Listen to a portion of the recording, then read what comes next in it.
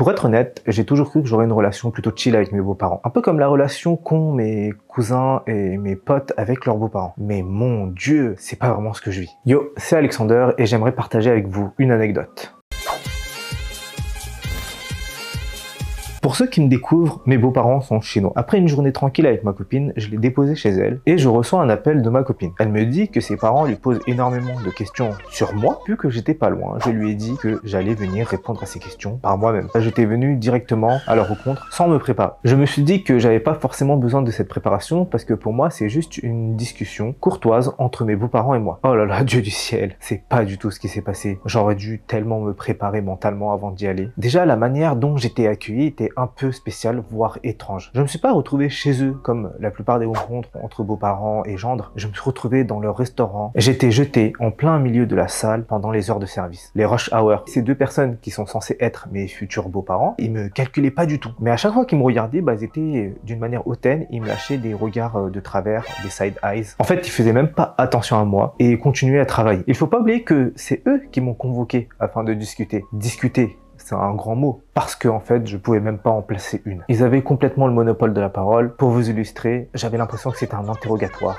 À croire, j'allais rentrer à la NASA, et même un entretien d'embauche à la NASA serait plus simple. Ils me posaient des questions très intrusives, de base de « Ouais, qu'est-ce que tu fais dans la vie? Tes parents font quoi? Ton père travaille dans quoi? Ta mère dans quoi? T'as combien de propriétés? Si j'étais riche, c'était quoi Je suis outré. » Et moi, comme un débile, par respect, j'ai dû répondre à toutes ces questions, comme si c'était une obligation. Et malgré mes réponses correctes, courtoises et ma vie stable et aisée, ces personnes-là se sont attardées uniquement sur ma couleur de peau. Ouais, j'ai entendu des remarques du style « Il est pas un peu trop foncé ?» Pour vous dire, j'avais jamais eu de complexe avec ma couleur de peau. Mine de rien, c'est un de mes plus. J'ai été devenu modèle photo grâce à ma couleur de peau. Mais c'était la première fois qu'il y avait un petit questionnement dans ma tête qui faisait « Mais pourquoi je suis né avec cette couleur de peau ?» Gros complexe. Jusqu'à aujourd'hui, j'ai encore un peu ce complexe-là. J'essaie de travailler sur. Ça va arriver. Ça prend du temps.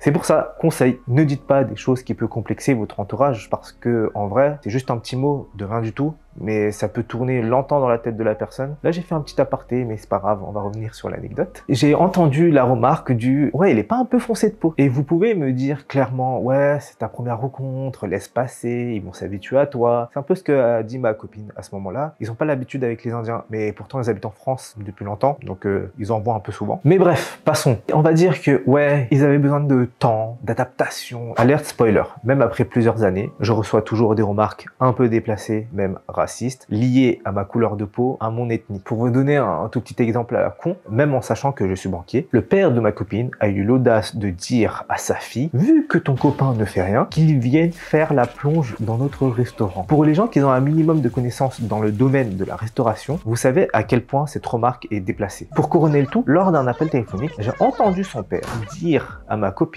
« Je suis raciste et alors ?» Je sais que ce n'est pas prêt de changer, je dois limite vivre avec ça, en sachant que mes beaux-parents sont giga racistes envers moi. Mais l'avantage dedans, c'est que c'est des gens qui vont pas squatter chez moi, et si un jour ils décident de squatter chez moi, ils pourront pas. Parce qu'en fait, je suis un tout petit peu rancunier. Je vous laisse avec cette anecdote. J'en ai plein d'autres. Si vous aimez ça, faites-le moi savoir en mettant un like, un commentaire, voire s'abonner. Et si je vois que cette vidéo fait plus de vues, plus de likes, plus de commentaires que mes précédentes vidéos, je vais forcément continuer d'autres anecdotes dans ce format-là un peu plus long. De base, je l'ai fait en short, mais 1 minute, c'est trop court. Je compte sur vous. Et sur ce, je vous dis ciao!